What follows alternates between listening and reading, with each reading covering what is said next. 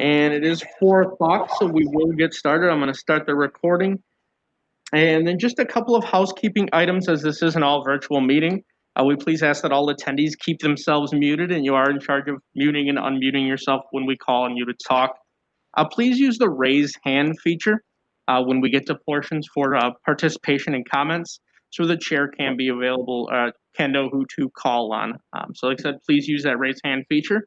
Once you have asked your question, please use the raise hand feature again to lower your hand. For anyone from the public wishing to speak, we do ask that you state your name and address clearly so we can get that correct in the record. With that being said, we are ready to go. Okay, I'm Kathy Propp, and I will call the Plan Commission to order for Tuesday, November 17. If you've not attended a Plan Commission meeting in person or virtually before, the way this works is I will introduce the item, the staff will give their staff report, and then the Plan Commission asks technical questions. After the technical questions, then we open it up to the public on that item for input. And when the public input is finished, we bring it back to the Plan Commission for discussion and a vote. And we go on to the next item. So with that, Mark, will you call the roll? Mr. Coulibaly? Ms. Davy? Mr. Ford? Here. Mr. Groth?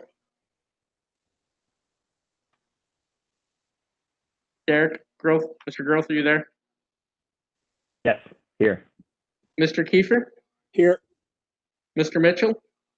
Here. Mr. Perry? Here. Mr. Stengel? Mr. Stengel? Okay. Yes, I'm here. Oh, perfect. Thank you. Mr. Marshall? Here. Mr. Hintz? Present. And Ms. Propp? Here. 9 present.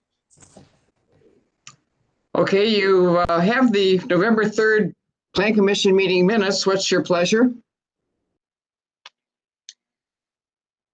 I move approval. This is Ford. Second.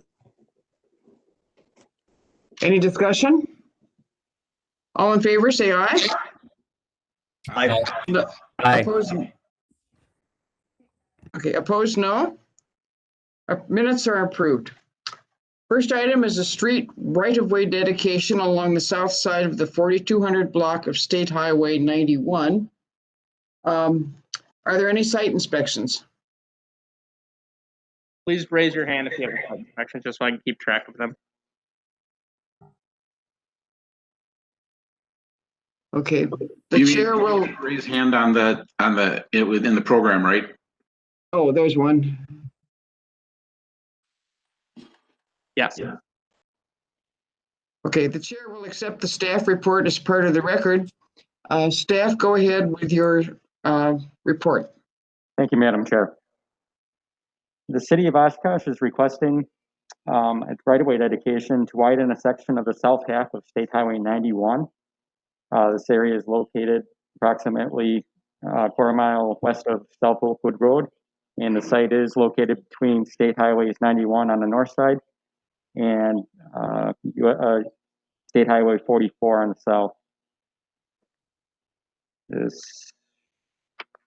proposed dedication will dedicate an additional 5 feet on the south side to accommodate eventual sidewalk installation along State Highway 91 and to ensure correct elevations at the right-of-way line and proper grading between the ditch and the sidewalk along the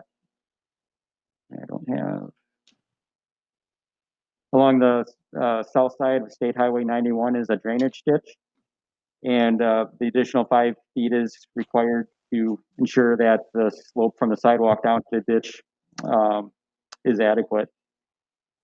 The proposed dedication will be approximately 663 feet long and 5 feet wide and about 3,300 square feet in area. The dedication is included on the draft certified survey map which is currently under review by city staff. Once the city approves the CSM, it will be recorded at the Winnebago County Register of Deeds. The dedication will then become official upon approval by the Common Council, which is scheduled to review this on next Tuesday. So with that, staff is recommending approval of the acceptance of right-of-way dedicated along the south side of the 4200 block of State Highway 91 as proposed. Plan Commission, are there any technical questions?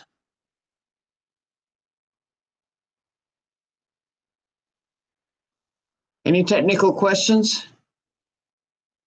I do not see any hands raised. Okay, I don't either. All right, then we'll open it up for public comment. Does anyone wish to speak on this right-of-way dedication? Anyone from the public wishing to speak on the right-of-way dedication, raise your computer hand. Again, I do not see any. I don't either.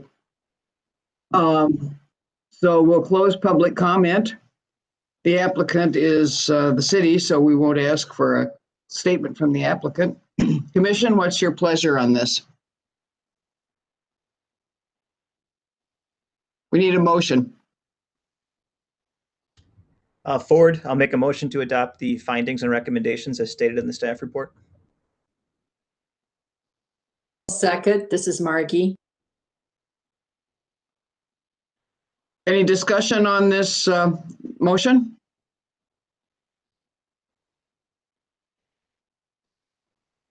I'm not seeing any hands raised, so we'll call for a vote. Okay, Mr. Kiefer.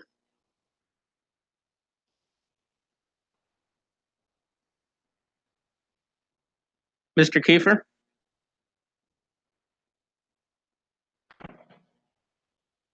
We'll come back to him. Mr. Mitchell? Yes, aye. Mr. Perry? Aye. Mr. Stengel? Aye. Ms. Davy? Councilmember Ford? Aye. Mr. Grove? Aye. Mr. Kiefer? Aye. Sorry, I had to step away for a second. Mr. Hintz? Aye. Ms. Prout? Aye. Motion carries 9-0. The next item is accept 2 storm drainage easements at the South 4200 block of State Highway 91. Were there any site inspections? Raise your hand. 1. Any other site inspections? The chair will accept the staff report as part of the record. Staff, go ahead and give a summary of this item. Thank you, Madam Chair. This is the same site as we just looked at in item 1, and I should have mentioned this is the property with the proposed Swiderski multifamily development, which is item 3 on today's agenda. The proposed development consists of 14 apartment buildings totaling 172 units and has associated structures for the development. The city is requesting 2 easements to allow for eventual installation and maintenance of drainage structures. The structures will connect to site drainage from the Swiderski development to the drainage ditch on the south side of State Highway 91, and that will occur once public sidewalk is constructed. The need for the easements were determined during the review of the site's grading and drainage plan. The 2 easements are located at the northwest and northeast corners of the subject property. Both easements are sized at 20 feet wide by 20 feet deep and 400 square feet in area. The locations of the easements do take into account the proposed right-of-way dedication that we just discussed in item 1. Again, these easements are included on the same draft certified survey map that's being used to dedicate the street right-of-way.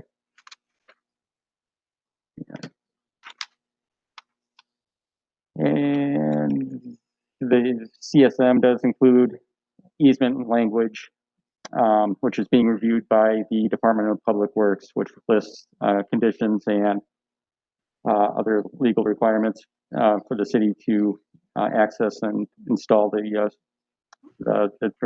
drainage storm sewer structures. The Common Council is scheduled to approve the easements at its November 24th meeting, and then after which the CSM will be recorded at the Winnebago County Register of Deeds. With that, staff is recommending approval of the acceptance of the proposed storm drainage easements as proposed. Plan Commission, are there any technical questions? Raise your hand if you have one. I don't see any technical questions. Do you, Mark? I do not know. Okay, we'll open public comment. And is there anyone from the public that wishes to speak on this storm drainage easement? Anyone wishing to speak about this storm drainage easement? I don't see any. Yep. Then we'll close the public comment. Commission, we need a motion. Hens, motion to adopt the findings and recommendations as stated in the staff report.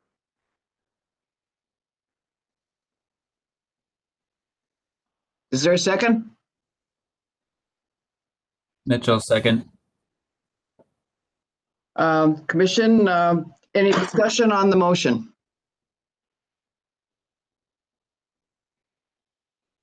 I'm not seeing any. If there is no discussion, we'll call for a vote. Mr. Kiefer, Aye. Mr. Mitchell, Aye. Mr. Perry, Aye. Mr. Stengel, Aye. Ms. Davy,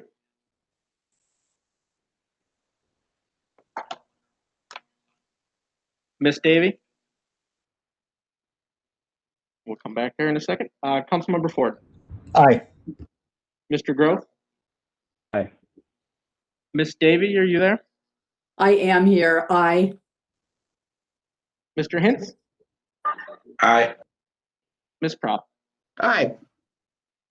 Motion carries 9-0. Okay, we'll go on to item 3, general development plan and specific implementation plan approval for a multifamily development located at the 4200 block of State Highway 91. Were there any site inspections? At least one. Okay. The chair will accept the staff report as part of the record. Staff, go ahead with your summary. Thank you. This is the same site as the previous two items. It has frontage on State 91 and State Highway 44. This is a general development plan and specific implementation plan for a multifamily development with 14 apartment buildings with 172 units, as well as a property management office. The site is zoned SMU PD. The SMU district does not allow multifamily development by right.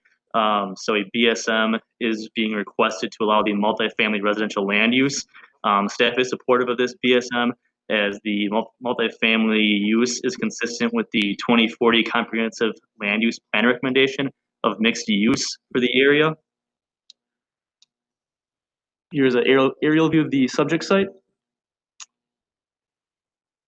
And here's the site plan. So the site will be accessed via a single entrance from State Highway 91. The site is compliant with total impervious surface area for the site, as well as meeting parking and setback requirements. Here's the landscaping plan. It is exceeding the total point requirement, as well as meeting all requirements for building foundation, landscaping, paved area, street frontage, yards, as well as buffer yards. And the buffer yard requirement is along both the east and west property lines, as there are residential land uses abutting the property on both those sides. Here's the proposed monument sign for the site, which is meeting the front setback. It'll be along State Highway 91. It is 5 foot tall and about 21 square feet, and it does meet the signage standards from multifamily districts, And staff is recommending in addition that all signage meet multifamily residential signage standards rather than SMU as it is a multifamily development. So here are the building elevations for the Fulton Buildings, which are kind of the interior buildings on the site. They are requesting a BSM to allow air conditioning units that are not flush mounted to the building. The applicant has noted that they will have silver faces to blend into the gray siding. So staff is supportive of a BSM as the colors will be consistent with the AC units to the siding, and that will not detract from the overall appearance of those structures. Also, this is consistent with what we've allowed for AC units on previously approved multifamily developments within the city. So here are the rear and end elevations and color elevations. Here's the front facade of the Huntington Buildings, which are more towards the perimeter of the site, kind of fronting State Highway 91 and State Highway 94. It is meeting exterior design standards with the exception of the building ends. Code requires street-facing facades to have 20% of the facade facing the street to be window and door area. They're proposing to have 3% of those facades facing the street for the Huntington Buildings being window and door area. The applicant has noted that the building design does not allow for additional door and window area. They also noted that they have enhanced these facades with projections and gables, as well as including class 1 materials such as brick, multiple siding colors, and white trim to improve the appearance of that facade. So staff is supportive of a BSM to allow that reduced door and window area as they have enhanced the overall look of those facades. Here's the one they're requesting a BSM for, as it's facing the street with a less than 20% door and window area. And here is a rendering of the dumpster enclosure, which is meeting the code standards of 6 foot tall and solid material being wood. Overall, staff feels that they are meeting the intent of the comprehensive plan with the BSM for a multifamily use within the suburban mixed use district. We also feel that they are offsetting the BSMs for the reduced door and window area by enhancing those facades, and also providing additional landscaping well over the code requirement. So staff is supportive of the approval of the GDP and SIP with the findings in your staff report and conditions listed in your staff report.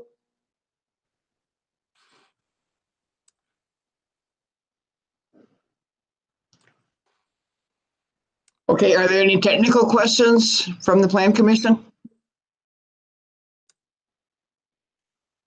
Looks like Mr.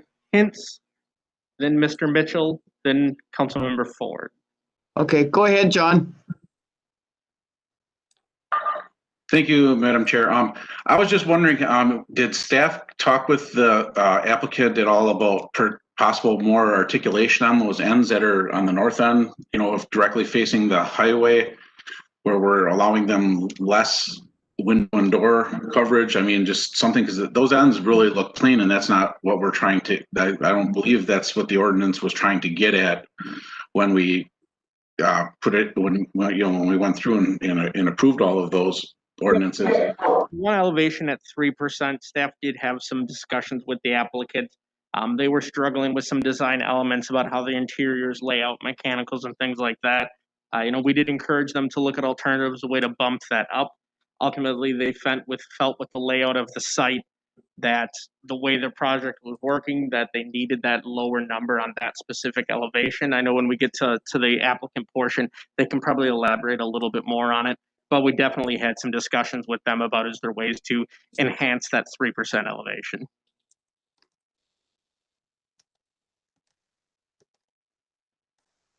Okay, Justin, you had the next question. Okay, thank you. The first page of the general information for this indicates that it's 15.84 acres of vacant land. I'm just curious if this was this recently used as farmland? And if so, is that something that in future reports could be noted so that it can more, I guess, easily be tracked as we continue to lose farmland? I do not know when the last time it was farmed. This site was brought into the city about a year and a half, 2 years ago.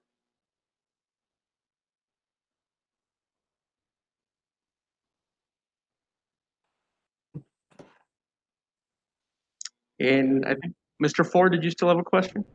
No, it was the same as John's. Well, I have a question.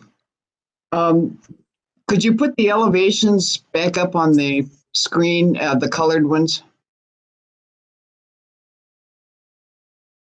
Is there a specific elevation you want to see? Is this the most exciting elevation they have? Let's scroll through them, Brian. This is the Fulton Buildings. There's two separate designs. This is one of them. This is kind of towards the interior of the site, those buildings, and then kind of on the exterior, they have the Huntington buildings. So here's the Huntington right here. Color rendering there. Okay, this is the color rendering of the Huntington? Yep, yes. Okay. Well, I'll make a comment then when it comes to our turn. Yeah, so the development's a mixture of the garage-based units, the Huntington, and then the more traditional multifamily buildings without garage units. That's the other building design that he showed. Okay.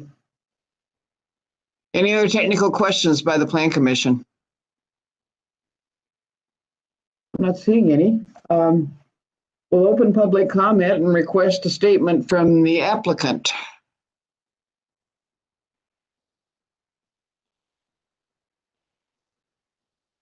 I know there's a number of members from the applicant's group. Looks like Miss Jackie Miller would like to speak on their behalf. So Jackie, you can unmute yourself and go ahead. All right. Good evening. I'm Jackie Miller with SC Swiderski, and we've been working on this site with staff over several months. We feel that we laid out the buildings, so we have our most attractive buildings on the outside of the development, and then those buildings that provide lower rent rates, which we really wanted to bring to the area on the interior of the site. So on this Huntington building that you're looking at, we did enhance it with extra brick on the sides, as he mentioned, and we also tried to provide some changes in the frontage, so it's not a flat side. We are using a lot of landscaping on the site, so I think overall with your design elements, you're really looking to make sure the site is attractive, and by adding that extra landscaping, we're hoping it could offset our request to have that modification approved on that one side of the building. The front and the back of the building do meet your requirements, so we're hoping you do consider and approve that based on adding that extra landscaping. So you can see where the sides of the buildings are facing the highway. There's extensive landscaping along both sides. So the side also will be buffered with a lot of trees. So you're going to see those, as well as the side of the building would be beyond that.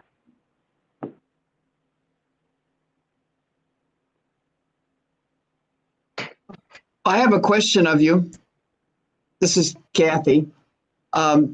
I forgot to ask some technical questions about this circulation through the site. Can Brian run the pointer to show where the road system is within the site? Here's the access off of 91. It kind of circulates to the apartments. I thought the colored one was a little easier to see. Okay. Yeah, that one. So here's the access point. Okay, so is there a circulation through? Yes. More than one way to get in and out, in other words? Yeah, there's one entrance off of 91, but then you can circulate all the way within the site. Okay.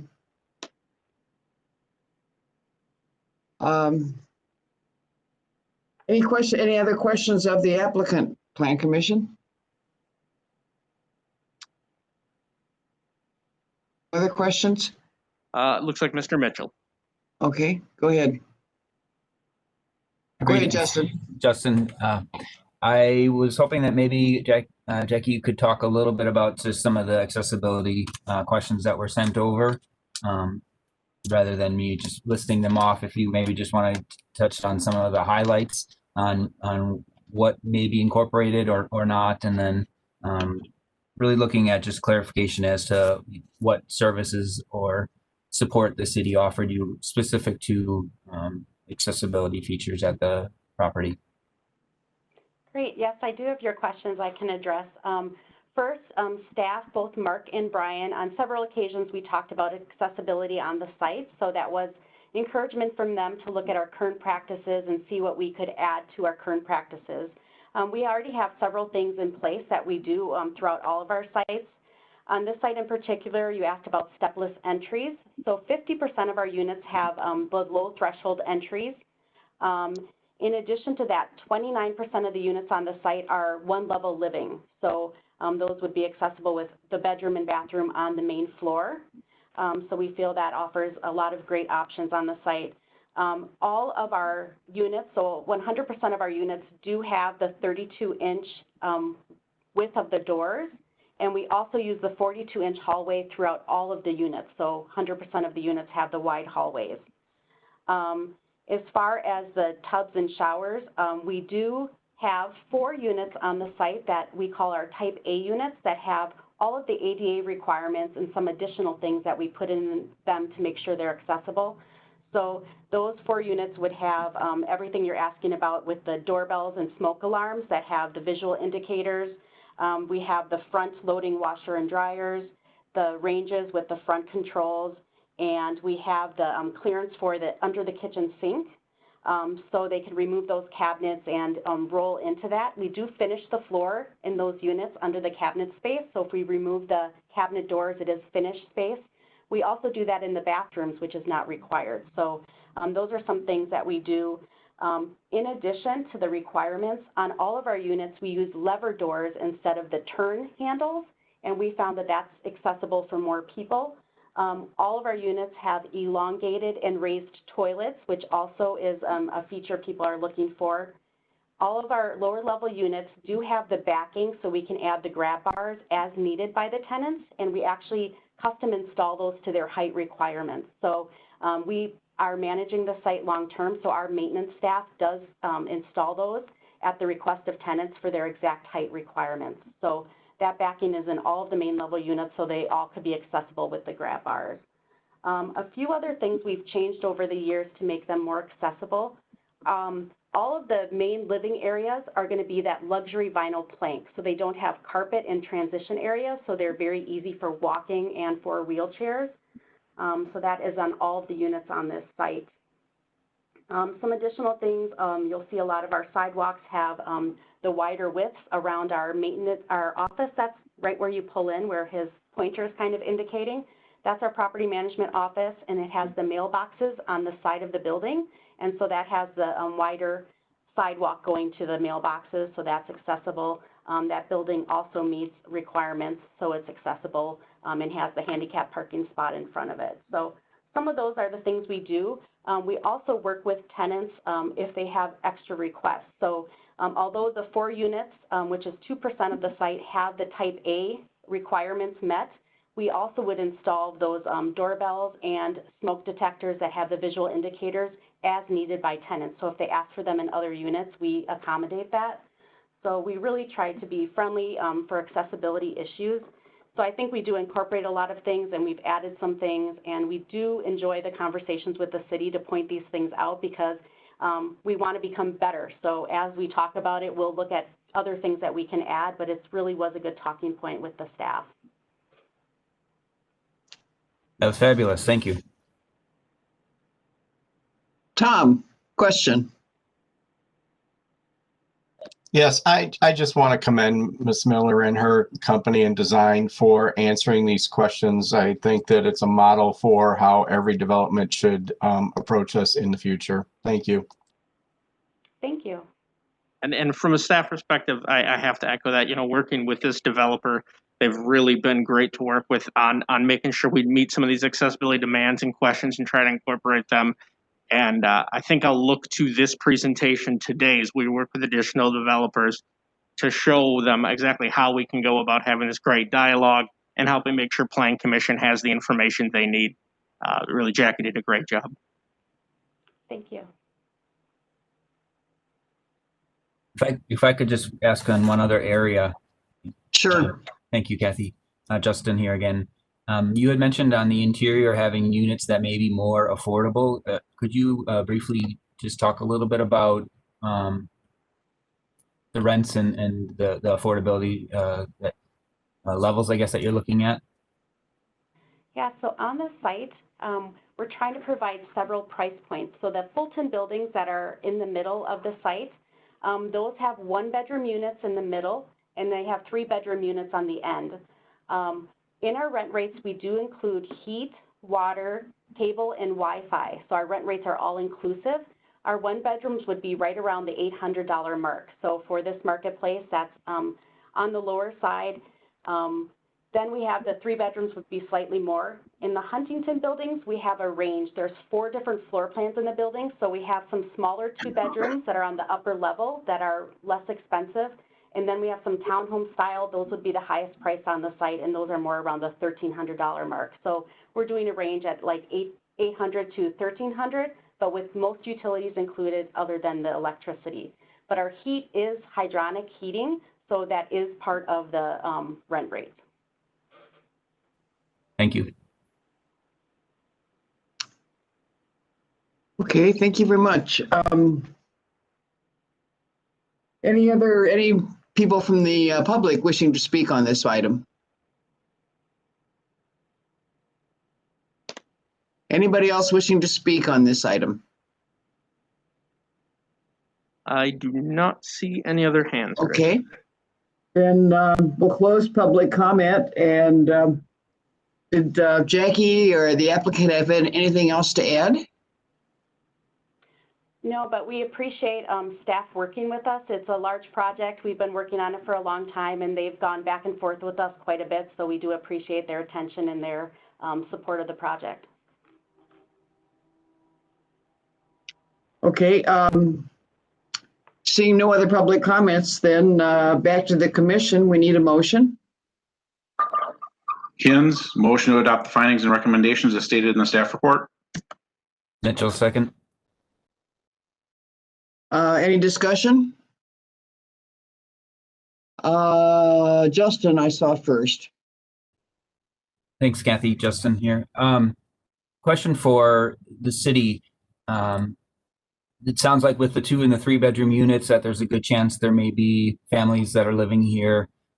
What consideration or provisions are in motion or possibly it will be put in place in conjunction with this development for either recreational activities around the area or pedestrian traffic opportunities that allow non-vehicular access to somewhere outside of possibly the site?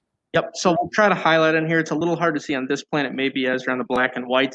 There is recreational open space that they've provided in a couple of places if Brian can highlight them.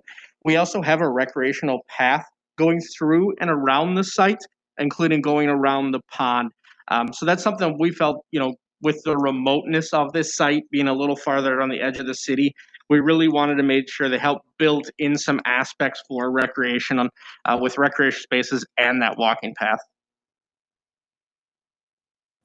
Is there consideration for connecting to city sidewalks or anything like that in the distant future? Yes. So we've had a number of discussions about trying to look at how in the long-term plan we can get this area connected to the greater city sidewalk system. There is a bit of a gap between this area and where sidewalk resides within the city. One of the things we're actually dealing with presently with Alexa, who's our bike and pedestrian planner, and working with city council and engineering staff is to start to plan out long-range planning connections for sidewalks of this nature. We know the city dollars only go so far and so much sidewalk can be installed on a yearly basis. So instead of taking it at a single step request each year, looking at the city in its entirety and say, okay, here's a 5-year plan, a 7-year plan of using the city dollars, how we connect this southwest quadrant of the city to the greater sidewalk system. So we're starting those long-range planning efforts for those purposes. Thank you. Last question.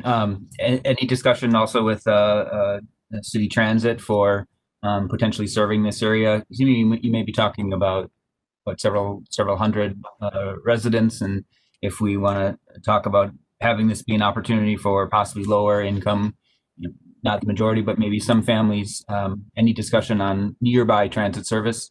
Yeah, very preliminary discussions with Go Transit at this point. It is something that we need to further discuss with them about trying to figure out how we incorporate this into their current route planning.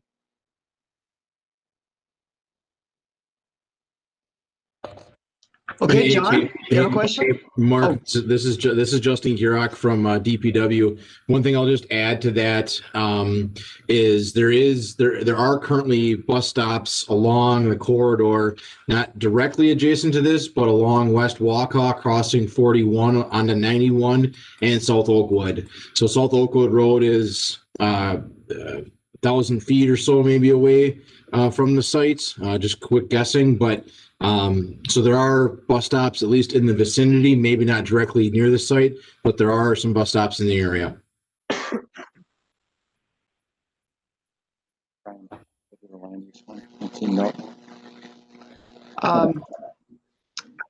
Okay, John, I think it's your turn for a question or a comment. Thank you, Madam Chair. I just wanted to commend staff and the petitioner on this because, I mean, this has been in the works for a really, really long time. I mean, Kathy, you and I were on the Plan Commission when they first brought this through on workshops, but I think we're the only ones left who were here when they first brought this through. And I mean, we've had a significant turnover on staff. I mean, including Darren. Darren was here when this first came through as well. There was kind of a lukewarm response from us as a commission at first when they came through with this. They stuck to it. They worked with staff. And they did everything that we would hope for with developers coming into the city. So I just want to make sure everybody gets their recognition on this because this was a long time coming, and I think this is going to be very good for the city. Thank you, John. Well spoken. I just have mild concern that it seems like a Spartan exterior, but I appreciated all the accommodations they have for accessibility. So that's not a serious problem that I have. Any other comments from the Plan Commission? Okay, we'll call for the vote. Mr. Kiefer. Yes. Mr. Mitchell. Aye. Mr. Perry. Aye. Mr. Stengel. Aye. Ms. Davy. Aye. Councilmember Ford. Aye. Mr. Gross. Aye. Mr. Hintz. Aye. Ms. Prop. Aye. Motion carries 9-0. Okay, we'll go on to item 4, a public hearing on a conditional use permit request for a non-residential accessory structure exceeding 10,000 square feet at 2676 South Oakwood Road. Were there any site inspections? I'm not seeing any. The chair will accept the staff report as part of the record. Staff, go ahead with your explanation. Thank you, Madam Chair. So item 4 is a conditional use permit request for the Musa property on South Oakwood Road. You can see the subject site here. It's in the Southwest Industrial Park. So right there, it used to be 3 parcels and they were to combine it. Musa took ownership of it. And you'll remember earlier this year in May, they came before us for, I believe, a conditional use permit to allow outdoor storage on that site, just to the east of the main building. And then they also added some employee parking and then another access drive off of Badger. So those were the site improvements they made before. And now they're coming back for this accessory building. You can see the surrounding property is pretty much all industrial, at least immediately around the site. And then there's some mixed other uses to the southeast there. Here's an aerial. You can see the right there previously what the site was. Obviously, it's changing with the improvements that they're making to it, but that just gives you another sense of it. And then the surrounding context, a lot of the industrial property is visible there around the subject site. This was their previous site plan, as I mentioned. So again, this is what originally came through in May of this year and was approved by this body and the Common Council. accessory structures in excess of 10,000 square feet require a conditional use permit per the zoning ordinance. And so that's why they're here. That's the reason why they're coming back to this body.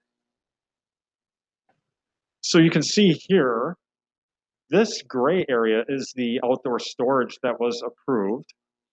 So the footprint of that is not changing. But what they want to do is they want to add this 30,000 square foot building, which is a rectangle here on this site plan. You can just get a sense of it immediately to the east of the outdoor storage. Just another plan there showing you the site. So again, they'll maintain what they have as far as their existing building. And then there are two access drives, the one off of South Oakwood, and then the other one off of Badger. And the outdoor storage would stay the same. They're just adding to the building. They will have to add landscaping because for new improvements on the site, they do have to add that. So you can see the calculations here. The points required are the yard points, 10 points per 1,000 square feet of building added or outdoor storage. In this case, accessory structure building, 30,000 square foot building divided by 1,000 is 30 times 10, 300 points. Not a very large requirement, but they do have to meet that. They did submit today an updated landscaping plan. It's a little hard to see here in this plan. You can see some landscaping immediately around the proposed building foundation. And I believe that based on their submitted plan that they sent in today, they did break down the point totals based on just this improvement, and they do meet these standards. They do not have to add, obviously, buffer yard or additional yard landscaping beyond this, beyond what they were originally approved for, except for this building. Yard landscaping is the only thing required. You can see in these calculations that everything else was addressed in the original CUP. This is really hard to see, but it is a photometric plan. Nothing is changing with this. I think from what I remember, they are meeting the code requirements as far as this plan. You can see the elevations of this building. Our design standards do not apply. In this case, it's an accessory structure and it's away from the street in any event. So it is kind of tucked behind the main building. And so pretty standard for a lot of your industrial uses. I believe it's a lot of steel cladding there. And with that, staff recommends approval of this proposed conditional use permit for this structure. The first condition here was that they would submit a revised landscaping plan and schedule. They have submitted that, so I've initially reviewed it today, and as long as during site plan review nothing comes up additional, they should be set from that standpoint. And then the second condition is just providing at least 300 points of yard landscaping. As I mentioned, they have accounted for that. Just want to make a note I forgot to mention in the presentation. Their impervious surface area obviously is increasing, but it will still be under the ordinance maximum of 70% for the site, and it will be considerably even under the industrial park covenant maximum of 60%. So staff does not have concerns, and that's what I have on this one. Okay, any technical questions of staff? Any technical questions? Do not see any, like as Steven said, really they kind of have continued to develop their concept since they came before this board previously. Ultimately, they landed on wanting to do a building for some of the storage instead of it all exterior. So they're kind of coming back to make that tweak to their plan. Okay, I will open the public hearing and request a statement from the applicant if the applicant is available.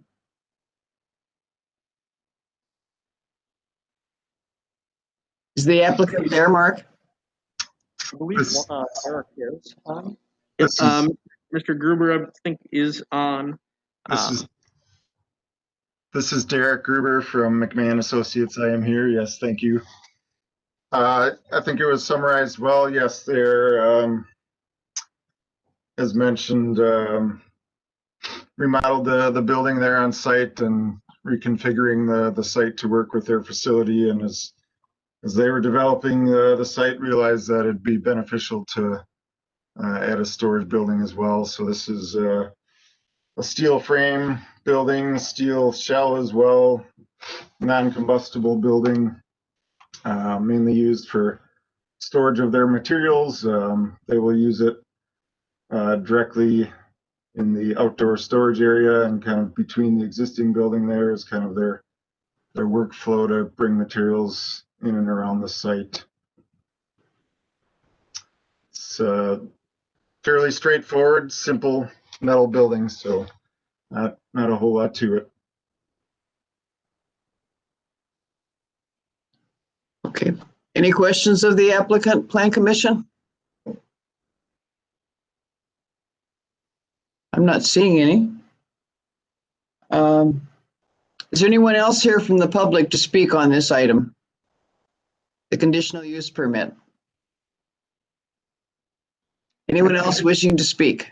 I believe everyone else in the meeting is Plan Commission and staff. Okay.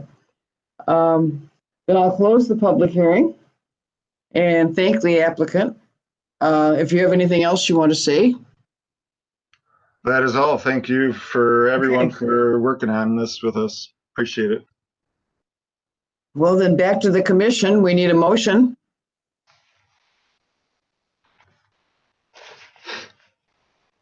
A motion, commission. This is Ford. Motion to adopt the findings and recommendations as stated in the staff report. Perry, second. Okay, is there any discussion on the motion? Justin. Thanks. Just a quick question. It looks like the back property is presumably rented out for farmland use, and this is cutting in. Is this something that also gets, I don't know, somehow tracked and added to some sort of inventory of lost farmland? I mean, I'm not certain. I know we haven't had that topic come up in a while. I'm not sure exactly where we left it. I know there was a memo that came out and suggested that city couldn't do much. I was just curious if somehow, and this is minor here, but somehow if it's even tracked. Yeah, this has been part of the industrial park for a significant amount of time. The long-range plan since that industrial park was established was for these type of uses. I do not know, again, the last time it was farmed, but this has been part of the industrial park for a significant amount of time. Yeah, and no problem. I understand. The specific question is if this is, say, a reduction in farmland, is that monitored and tracked somewhere? In situations like this where it's part of an industrial park that's governed by covenants and restrictions beyond just the city's control, we don't monitor and check those.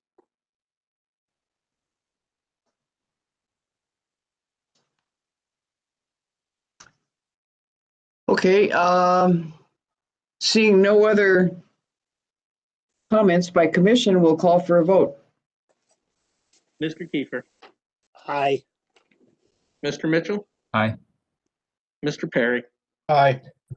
Mr. Stengel. Aye. Ms. Davy. Aye. Councilmember Ford. Aye. Mr. Grove. Aye. Mr. Hintz. Aye. Ms. Prop. Aye. Motion carries 9-0. We will go on to item 5, approval of the Envision North Jackson plan. No staff, no site inspections. The chair will accept the staff report as part of the record. Staff, go ahead on the report. Yeah. One thing, if I can note before we get started, Mr. Marshall, you will be able to vote on this as it is not a quasi-judicial item, it's a legislative item. Okay, thank you.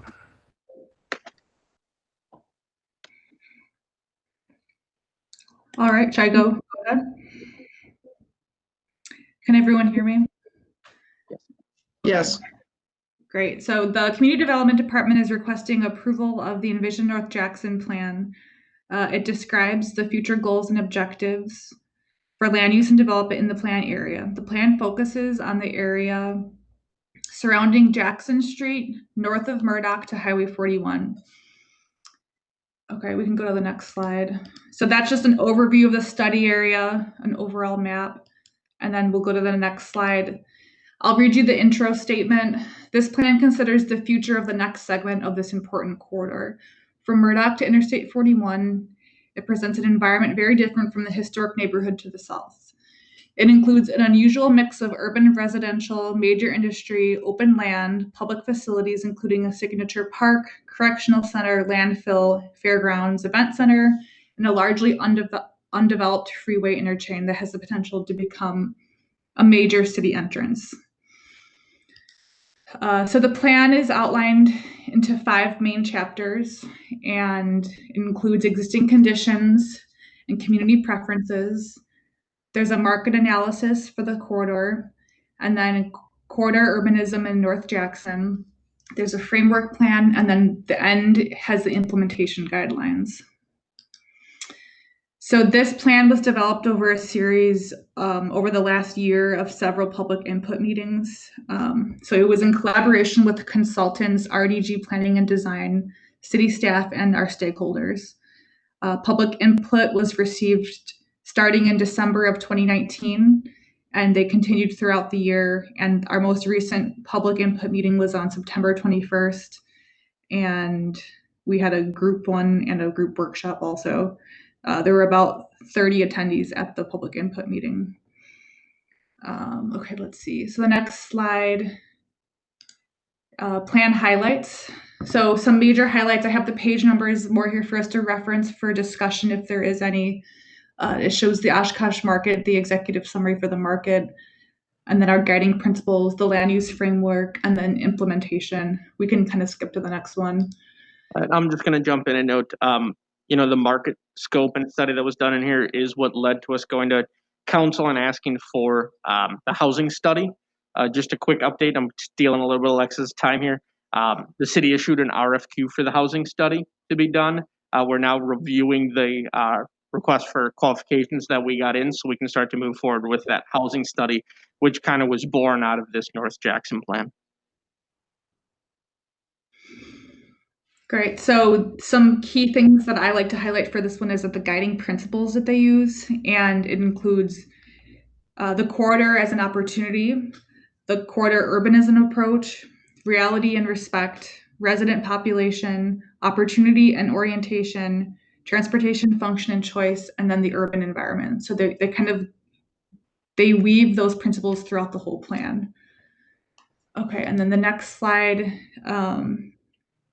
So these are just some key development concepts that they use for each of the different sections. So the next slide has a map of how they divide the different sections into the enhancement district by near Murdoch, and then it gets into the mid-Jackson area, then the North Park area, which is a bit more residential, and then the northernmost section, which is the interchange by the highway. And then this shows all of the transportation and the access concepts. Next one gets into the specifics of the enhancement corridor district. And the final slide just highlights the implementation plan. They have short-term, medium-term, and long-term.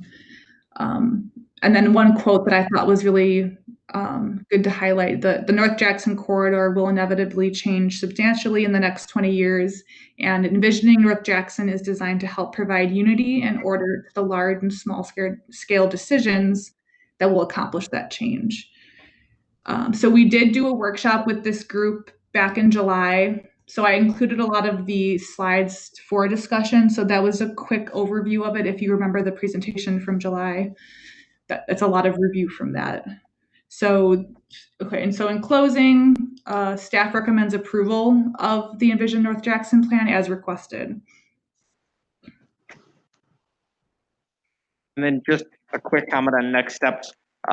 We did do a joint workshop with Council, Plan Commission, Bike and Pedestrian, Transit, and Traffic Advisory a couple of weeks back. now we're taking the pieces to each one of those boards that are associated with the different parts of this Jackson Street plan.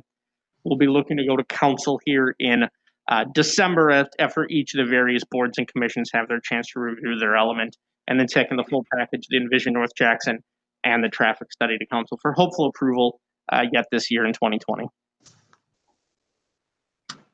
Okay. Are there technical questions from the Plan Commission? Looks like Mr. Marshall. Mr. Marshall, go ahead. Thank you. So I'm just wondering, because I know that we looked at the area of Jackson Street between Church and Murdoch, and it sounded like they were looking at a number of just, options, that it didn't sound like they had landed on any particular one yet. And so could someone just explain kind of, if we approve this tonight, then what is the next step for something like that they're looking at options? So this body, being Plan Commission, looks at land use. So we're actually just looking at the north side of Jackson. So the 41 through Murdoch roundabout. The traffic safety analysis went to Traffic Advisory Board last week, which recommended approval of the full twiddle option. I believe it's going to Bike and Pedestrian Committee later this week, Thursday. Correct me if I'm wrong, Alexa. No, this Thursday. We'll make a recommendation, and then both this Envision North Jackson plan, which is the land use plan Commission is looking at today, as well as that traffic safety study, will go to council later this month. In December here. So the portion we're looking at today does not include that Jackson to that Murdoch to Church section. Okay, thank you. Justin, you have a question. You mentioned the citizen participation, and I'm sure people have submitted different comments. I think we all received an email as well from somebody.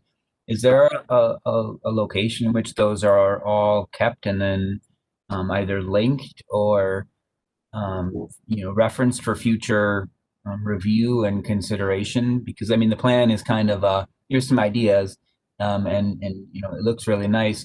But if for some of the actual comments and exchanges that occurred, are those available and accessible somewhere? Yeah, all the comments we received during the public informational meetings were collected and kept. It sounds like you guys are referencing an email. It doesn't look like staff was included on that, so I am going to ask somebody to send it to us so we can have it, keep it for our records. And where for if you go up one slide, one back is the link to the website where we keep everything. Yeah, so we keep everything, including all the documents we receive from the public. So then as projects move from this step, the planning phase, into implementation, we can go back and address those if it's possible.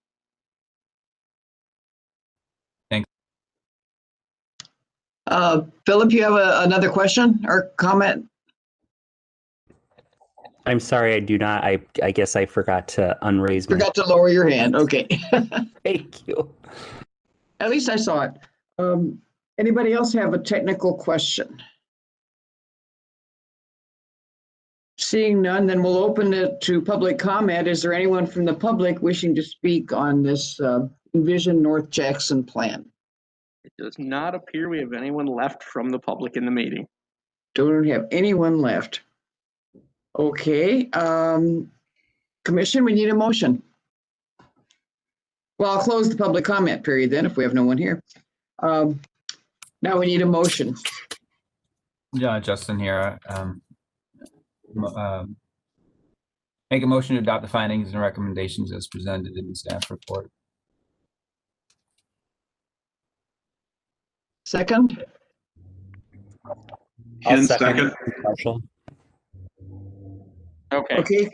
Two people. Commission discussion. Sorry. I'm just asking for commission discussion. Looks like Mike Ford has a hand raised.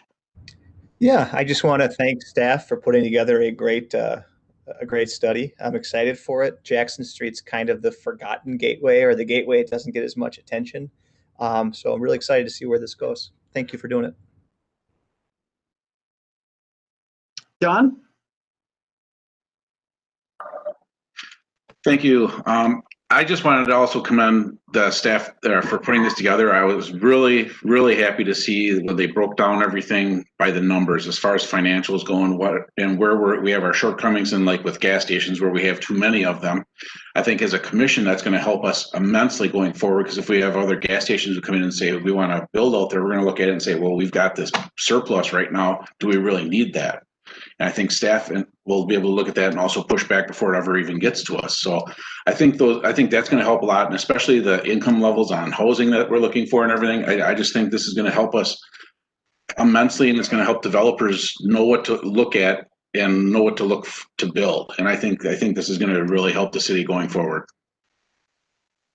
Thank you, Mr. Ford, for forwarding me that email.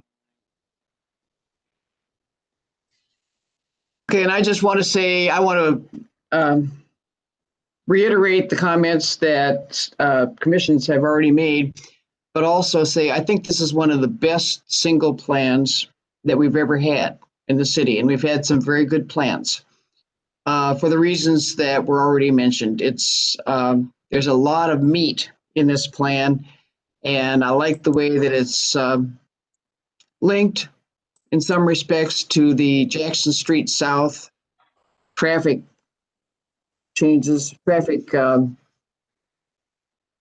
plan, traffic study.